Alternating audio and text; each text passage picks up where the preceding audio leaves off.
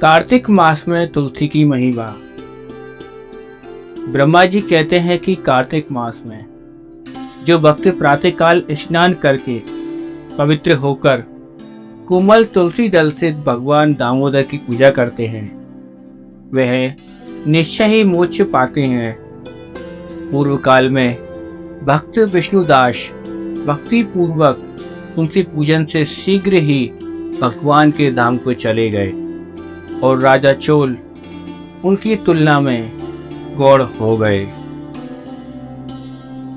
तुलसी से भगवान की पूजा पाप का नाश और पुण्य की वृद्धि करने वाली है। अपनी लगाई हुई तुलसी जितना ही अपने मूल का विस्तार करती है उतने ही सहस्त्र युगों तक अर्थात 1000 साल तक मनुष्य ब्रह्मलोक में सम्मान प्राप्त करता है।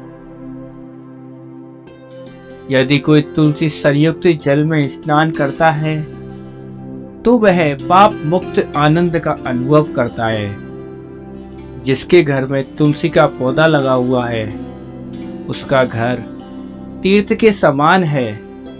वहां यमराज के दूत नहीं जाते। जो मनुष्य तुलसी काष्ठ संयुक्त गंध धारण करता है क्रियामाण पाप उसके शरीर का स्पर्श नहीं करते।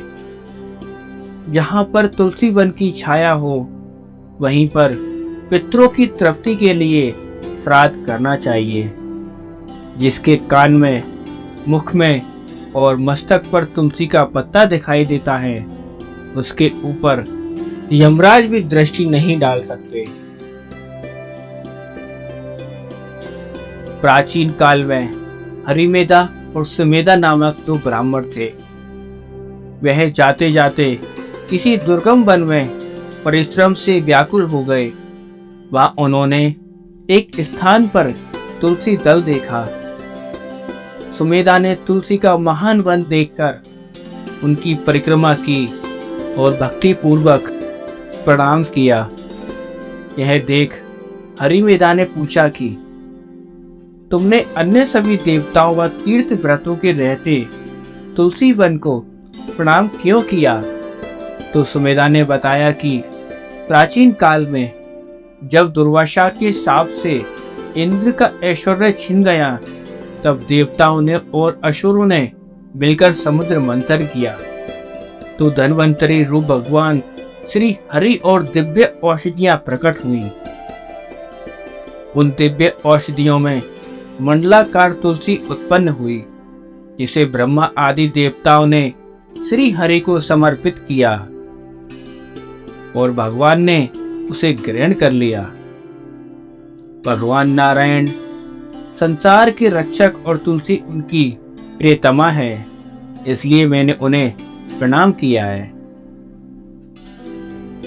सुमेधा इस प्रकार कह ही रहे थे कि सूर्य के समान अत्यंत तेजस्वी विशाल विमान उनके निकट उतरा। उन दोनों के समक्ष वहां एक बरगद का वृक्ष गिर पड़ा और उसमें से 2 दिव्य पुरुष प्रकट हुए। उन दोनों ने हरिमेधा और सुमेधा को प्रणाम किया। दोनों ब्राह्मणों ने उनसे पूछा कि आप कौन हैं? तब उनमें से जो बड़ा था वह बोले, मेरा नाम आस्तिक है। एक दिन मैं नंदन वन में पर्वत पर क्रीड़ा करने गया था तो देवांगनाओं ने मेरे साथ इच्छा अनुसार वन विहार किया। उस समय उन युवतियों के हार के मोती टूटकर तपस्या करते हुए लोमस ऋषि पर गिर पड़े। यह देखकर मुनि को क्रोध आया। उन्होंने सोचा कि स्त्रियां तो परतंत्र होती हैं, अतः यह उनका अपराध नहीं है। दुराचारी आस्तिक ही शाप की योग्य है। ऐसा सोचकर उन्होंने मुझे शापित किया। अरे तू ब्रह्म राक्षस होकर बरगद के पेड़ पर निवास कर। जब मैंने विनती से उन्हें प्रसन्न किया तो उन्होंने शाप से मुक्ति की विधि सुनिश्चित कर दी कि जब तू किसी ब्राह्मण के मुख से तुलसी दल की महिमा सुनेगा तो तत्काल तुझे उत्तम मोक्ष प्राप्त होगा। इस प्रकार मुक्ति का साप पाकर मैं दीर्घ काल से इस बट वृक्ष पर निवास कर रहा था। आज देववश आपके दर्शन से मेरा छुटकारा हुआ है। तत्पश्चात वे दोनों श्रेष्ठ ब्राह्मण एक दूसरे के साथ तुलसी की प्रशंसा करते हुए तीर्थ यात्रा को चल दिए। इसलिए भगवान विष्णु को प्रसन्नता देने वाली इस कार्तिक मास में तुलसी की पूजा अवश्य करनी चाहिए। बोलिए तुलसी माता की जय।